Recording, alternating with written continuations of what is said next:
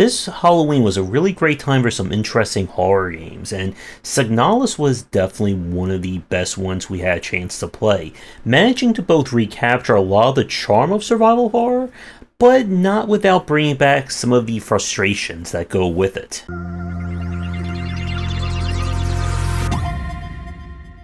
A lot of the story of Signalis is kind of up in the air and open to interpretation, but the basic plot of it is that we are a replica of a mysterious galaxy and possibly universe-spanning empire.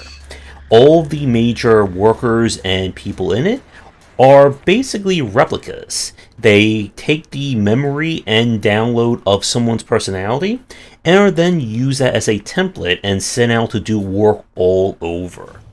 And if that doesn't lead to some very questionable discussions on existentialism that go with the cosmic horror of the game, then I don't know what does.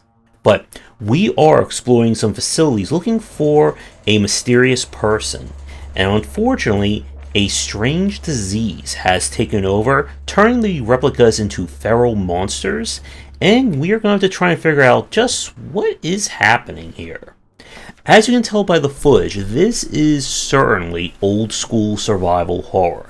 Using the kind of isometric perspective, you're going to be exploring these areas looking for clues, items, MacGuffins, and avoiding enemies that can, well, literally come out of the floor to get you. The puzzles in this game are on the advanced side, and there were a few that even with the hints and the clues provided by the game, I had no idea how to even solve them, and I had to look at a few solutions myself. And like I said a minute ago, this is certainly like first generation survival horror, where the focus is going to be on the puzzle solving rather than on you running around and blasting everything, despite the fact that you get quite an arsenal of guns, shotguns, and explosives to make use of. The structure of this game is through each one of the major facilities.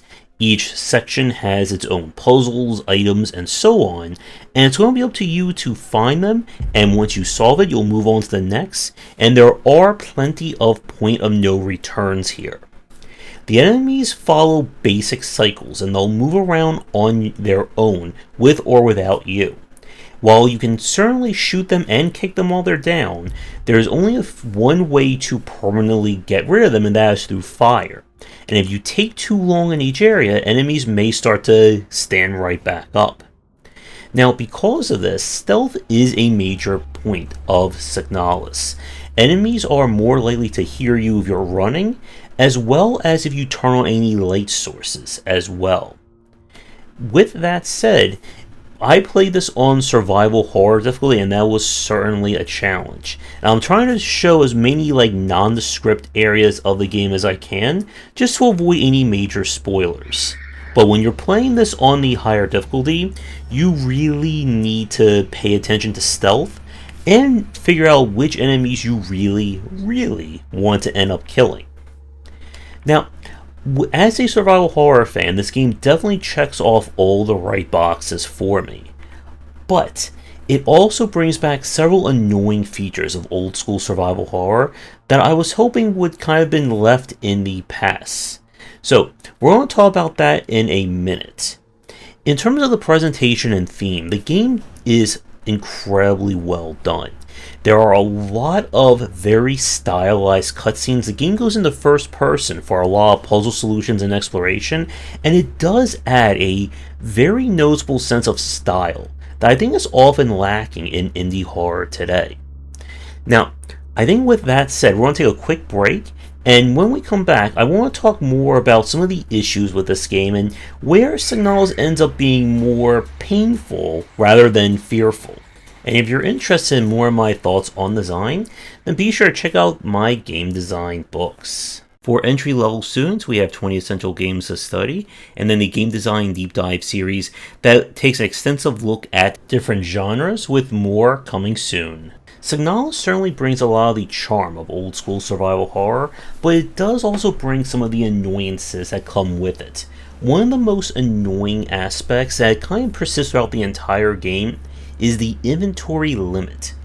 You have a hard limit of 6 items in your inventory at all times. This includes weapons, recovery, your sub-tools, and of course any other ammos or pulse-related items that you need.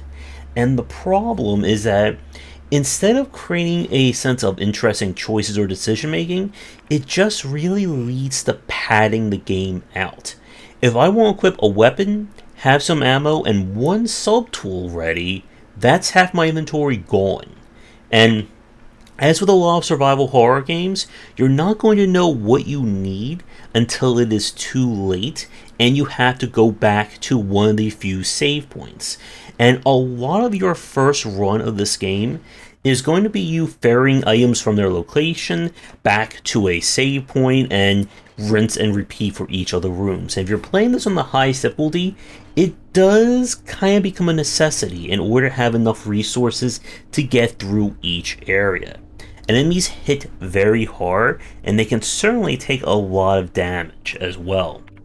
Now, with the 6 inventory limit, I think the solution that I would have liked is that when you equip a sub-tool, it takes its slot away from the inventory. So that if, let's say I equip a flashlight or have a taser on hand, then it doesn't count for one of my 6. I go down to, let's say, 5 inventory. Even just having one more inventory item open would have meant a difference here in terms of solutions and just being able to explore safely. Now, the other issue with Signalis, and this is more of a game locked into the game itself, is that I noticed a very big issue when it came to hitbox awareness. Specifically when we talk about going through doors, picking up items, etc. If you walk into a room, let's say, and then you have to quickly leave, it doesn't recognize the interactable unless you move a certain distance away from it and then walk back through. This can lead to a lot of fumbling around. When you walk into a room, there's an enemy right at the spawn, and you try to leave and the game won't let you do it. And there were some cases where I was just trying to pick up an item and the game was just not recognizing it at all. This can be compounded by how the stealth works. When you walk into a room or out of a room, your character will do like a quick animation run. While that doesn't sound bad in theory, what ended up happening a lot of times for me was that I would stealth through a section, come back, and she would run into the room right into an enemy, and I would get hit before I could even control the character. And these issues with kind of hitbox interactions and how the stealth worked kept being annoying all the way through from beginning to end. Now, with the combat itself, one of the things that I didn't really enjoy were the boss fights. There are a few in this game. I won't, of course, spoil where or what they are here, but they fall into the ever classic survival horror of, hey, did I bring enough heavy or mid-tier weapons and ammo to fight them? Yes/no, and if it's no, then I just lose. And I would have liked, I think, maybe the bosses to be not exactly puzzle in nature, but more ways of fighting them rather than just bring your heaviest gun, point, and shoot. With everything said, Signalis is not going to win you over if you're not already a survival horror fan, but much like Scorn that we played last month, I enjoy this one. It's kind of like this throwback to the more puzzle, slower driven nature of survival horror, rather than just being shoot everything that moves and just clear hallways with lots and lots of gunfire. So, if you do like survival horror, I highly recommend Signalis.